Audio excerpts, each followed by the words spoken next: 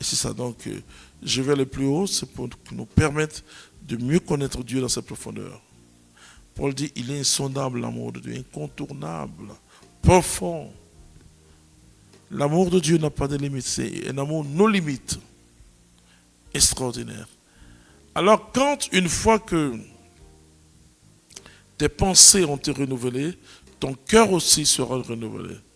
Parce que Jésus dit que c'est parce qu'il entre dans le corps de l'homme qu'il le souille, mais c'est ce qui sort de son cœur. Donc,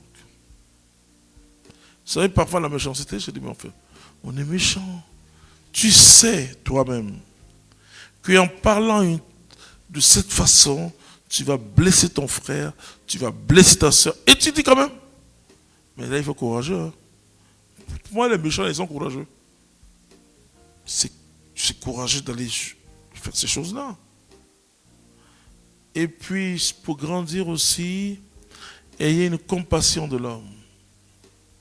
Même si c'est un voleur qu'on est en train de tirer pendant la prison, ayons compassion. Voilà. Parce qu'on confond aujourd'hui la personne humaine et puis son défaut, quoi. La personne humaine, il faut la respecter. C'est dans la juridiction, quand il n'y a pas de racisme, hein, dans la juridiction des Occidentaux, c'est ça. Hein. Le prisonnier a ses droits. Et s'il n'a pas un avocat, l'État lui donne un avocat. C'est très important. Alors, les sentiments qui montent en moi peuvent aussi descendre dans mon cœur et une vie chaotique. Voilà. Donc, quand les deux sont réglés, l'état de mon âme, en somme, mes pensées et mon cœur qui est dans la tranquillité, Jésus dit, gardez votre cœur et vos pensées c'est Paul qui dit, dans le Seigneur Jésus. Ce que Jésus ne fait pas, je ne ferai pas. Je ne ferai pas ce que mon maître n'a jamais fait. Jamais, ce n'est pas possible. En ce moment, tu es en prière.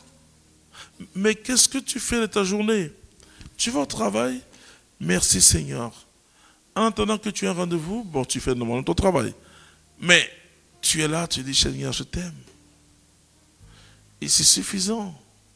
Ça jaillit de ton cœur. Et chaque jour, tu cherches pas ton bonheur, pas ta gloire, mais celui de ton Dieu, alléluia, qui soit honoré. Alors progressivement, tu atteins ce que j'appelle la prière incessante. Je peux vous dire que tu peux parler avec une personne et tu es en prière. Tu marches, tu es en prière, ça se comprend. Tu es au volant, tu es en prière. Tu es dans les toilettes, tu es en prière. Toute ta vie, c'est prière. Alors quand tu grandis dedans, le démon ne peut pas t'avoir. Ça, je vous dis, hein, il n'est pas fort. Il est fort pour ceux qui s'accrochent pas à Jésus. Mais si toi, tu as la prière incessante, là, c'est un feu. C'est un feu qui t'entoure. C'est un feu qui est là. Alors le Seigneur va te garder vraiment dans son amour, puisque tu es protégé. L'ange du Seigneur campe autour de toi. La prière incessante, c'est le sommet de la vie de prière. Votre vie devient prière. Si par exemple tu fais une semaine sans, parce qu'on ne peut pas les penser, ça vient, hein, mais si tu fais une semaine simplement, sans mauvaise parole, tu deviens saint, tu deviens sainte. Une semaine. Et j'ai fait faire ça à des gens en 90, 91. Et en une semaine, ces personnes sont devenues spirituelles. Hein. Ou bien sûr, ceux qui suivent cette formation, vous allez arriver. Mais je dis, je ne réponds pas aux injures. Et je fais en sorte que mon cœur soit tranquille. Hein. Que mon cœur soit dans une Pâque. Qui peut nous séparer de son amour? Ce n'est pas les injures des gens. Ce n'est même pas la faim, ce n'est même pas la mort, la puissance.